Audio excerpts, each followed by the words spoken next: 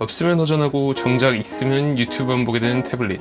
오늘은 그 태블릿에서도 끝판왕 갤럭시 탭 S7 플러스를 가져왔습니다. 태블릿 가지고 놀기만 하는 제가 직접 일주일을 써보고 느낀 장점과 단점, 그리고 유용하게 사용했던 기능들을 소개해드리겠습니다. 네, 먼저 간단하게 구성품과 제품 외형부터 먼저 보고 가시죠.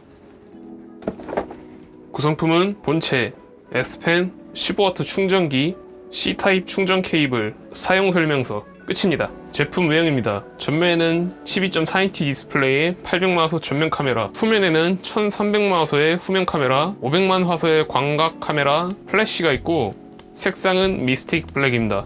좌측에는 스피커 2개와 마이크, 우측에는 충전 단자와 스피커 2개로 총 4개의 쿼드 스피커가 들어가 있습니다. 하단에는 키보드 독 단자, 상단에는 전원, 볼륨, 마이크, SD카드 트레이가 있습니다. 네, 이제 일주일간 쓰면서 개인적으로 느낀 장점을 말씀드리겠습니다. 첫 번째는 바로 디스플레이입니다. 갤럭시 탭 최초로 QHD 해상도에서 120Hz 주사율을 지원하는데요. 120Hz를 지원하는 아이패드 프로나 고주사율 모니터를 사용해보신 분들은 아실 겁니다. 이게 정말 부드러워서 다시 60Hz로 내려가면 체감이 확 됩니다.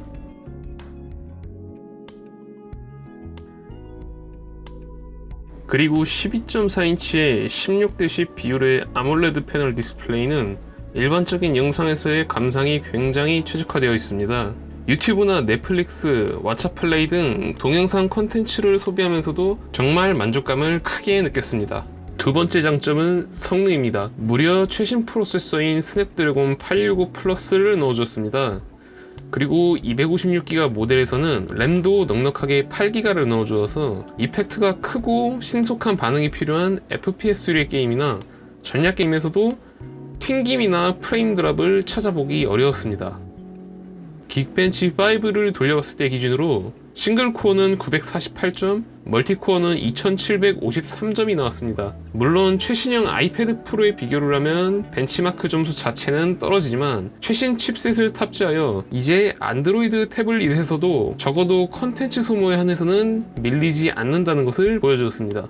세 번째 장점은 화면 분할입니다. 12.4인치의 대화면에서 더욱 빛을 발하는 기능인데요. 당연히 이렇게 기본적으로 2분할이 가능하고요. 여기서 퀵 패널을 이용하여 오른쪽 분할 화면 아래나 위쪽을 이용하여서 이렇게 3분할 화면을 만들 수 있습니다. 12.4인치에서 생각보다 3분할 화면을 사용했을 때 답답하지 않고 쾌적하게 사용할 수 있었습니다. 그리고 이 분할 화면 프리셋을 사용하고 싶을 때 바로 꺼내 쓸 수 있게 하는 저장 기능도 매우 유용하게 사용했습니다.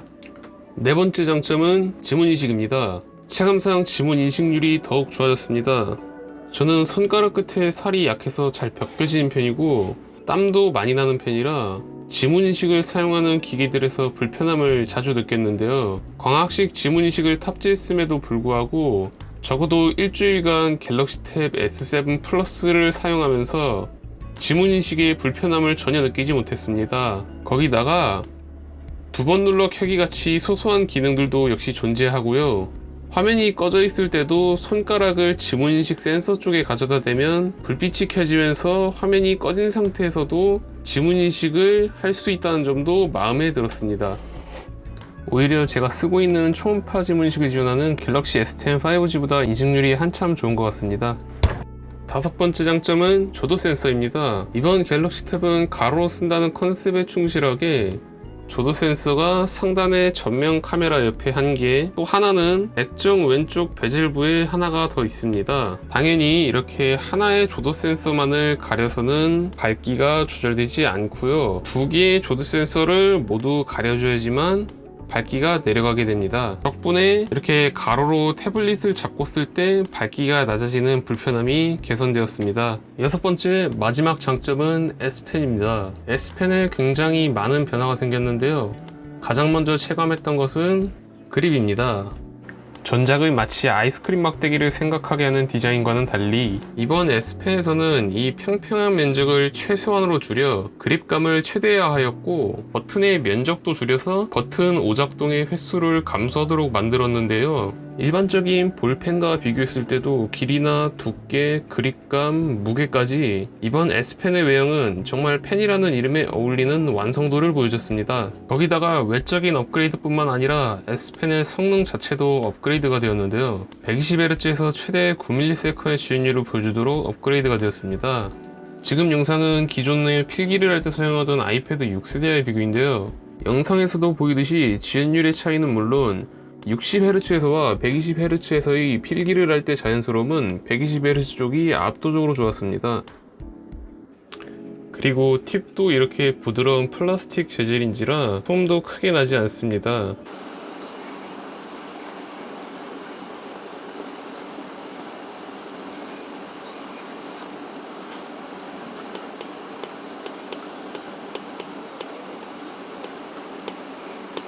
따라서 강의를 들을 때나 도서관에서 사용할 때도 크게 부담스럽지 않을 거라는 생각이 들었습니다. 거기에 삼성도 노트 어플의 기능 부족을 인식했는지 그동안 애매한 위치에 있던 삼성 노트의 여러 기능들을 업데이트해줬는데요. 이제 PDF를 불러올 수 있을 뿐만 아니라 그 위에 필기가 가능하고 페이지 분류가 더 명확해졌습니다. 그리고 폴더를 더욱 세분화해서 관리할 수 있게 변화하였고요. 또 필기 중 음성 녹음이 가능하게 되었고 음성 녹음 중 내가 뭘 필기하고 있었는지도 알게 해주는 기능도 생겨났습니다. 오늘 점심은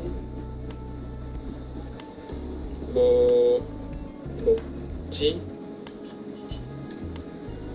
점심은 네, 여기까지가 제가 생각하는 제품의 장점이었고요. 이제부터는 일주일간 쓰면서 개인적으로 느낀 단점들을 말씀드리겠습니다. 첫 번째 단점은 제품 마감입니다. 현재 S7 플러스에서는 여러 기기들이 120Hz 사용 중에 회색 화면을 띄우고 밝기를 낮추면 나타나는 녹조 현상이 있는데요. 이게 심하지 않을 경우 사용에 지장이 있는 정도는 아니지만 갤럭시 S20대부터 있던 녹조 이슈였던 만큼 이번 기기에서도 처음부터 개선이 되어 나오지 않고 추후 소프트웨어 업데이트만을 기다리며 사용한다는 것은 실망적인 부분이었습니다. 그리고 녹조 현상에 이어 많은 구매자들에게 있던 두 번째 마감 문제는 제품 프레임 휩 문제였습니다. 이건 구매자들마다 제품 상태가 달랐는데요. 저 같은 경우는 바닥에 두고 손으로 눌러봤을 때 아예 휘지는 않았다고 할 수는 없지만 거의 실사용 시는 신경 쓰이지 않을 정도였는데요. 반면에 뒤틀렸다 할 정도의 프레임의 밸런스가 틀어져 있거나 바닥에 놨을 때 기준으로 A4 용지가 3개나 4개 이상씩 들어가는 분들도 있다는 후기를 보았습니다. 아이패드도 현재 휨 현상을 해결하지 못하고 있는 상황에서 화면이 큰 태블릿들이 기술적인 문제로 완벽히 평평한 기계를 대량 생산하기 힘들다면 이해가 가지만 누가 봐도 휘었다 할 정도의 몇몇 제품들을 걸러내지 못한 점은 아쉬웠습니다. 제가 생각하는 두 번째 단점은 스피커 세팅입니다. 일단 기존의 단점이었던 낮은 볼륨에서도 음량이 너무 크게 들리던 것이 개선되어서 낮은 볼륨에서는 기존보다 더 작게 들리게 되었고 높은 볼륨에서는 기존보다 더욱 크게 들리게 된 것은 마음에 들었는데요. 다만 사용하면서 느낀 것은 저음이 너무 과다란 것이었습니다. 영화나 드라마를 볼 때 말소리가 잘 안 들리거나 노래를 들을 때도 목소리가 배경음에 묻혀 잘 들리지를 않았습니다. 그래서 저는 따로 이퀄라이저 세팅을 찾아서 설정을 해주었는데요. 이퀄라이저에서 세팅을 변경하는 법은 설정에서 소리 및 진동, 음질 및 음향 효과, 이퀄라이저로 들어가서 설정을 해주면 되는데요. 그나마 설정들 중에서는 락 모드가 가장 괜찮았고요. 저는 사용자 설정에서 이렇게 저음부만 조금 조절해서 만족스럽게 사용하고 있습니다.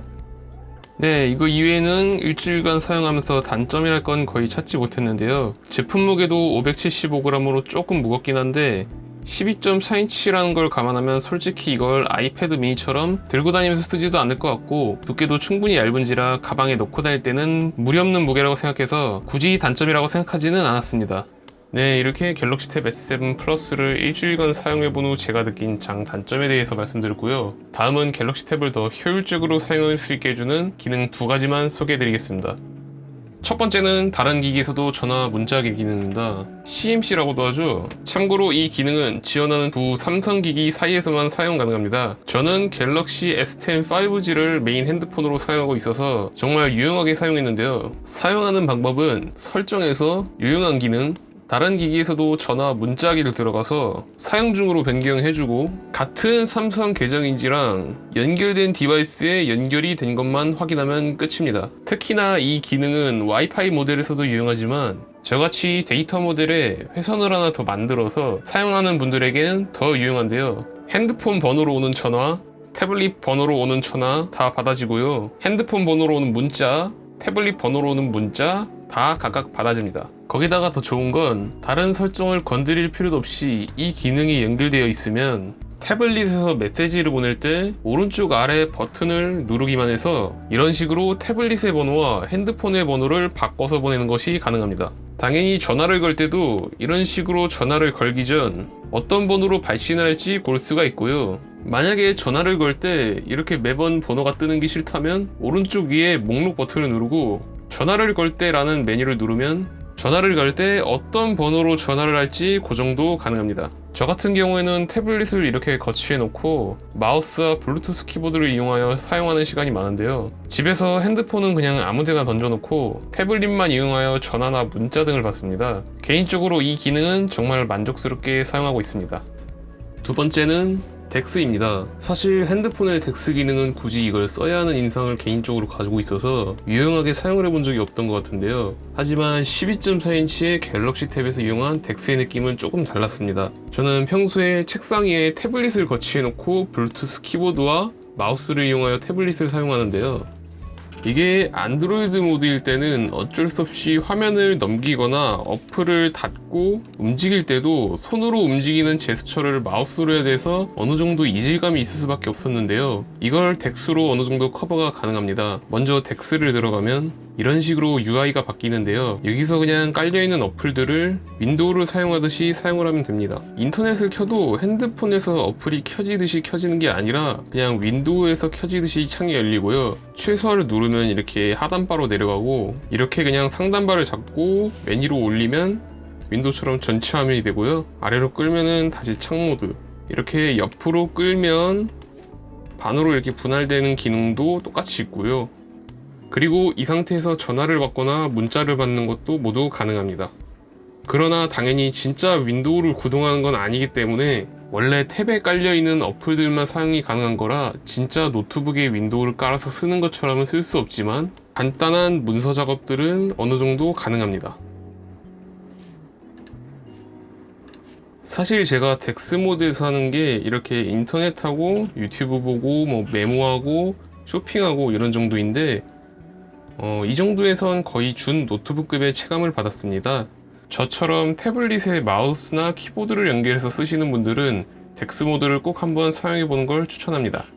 네, 이렇게 제가 일주일간 갤럭시 탭 S7 플러스를 사용하고 느낀 점들에 대해 말씀드렸습니다. 9월 3일부터 정식 출시해서 판매가 되는데요.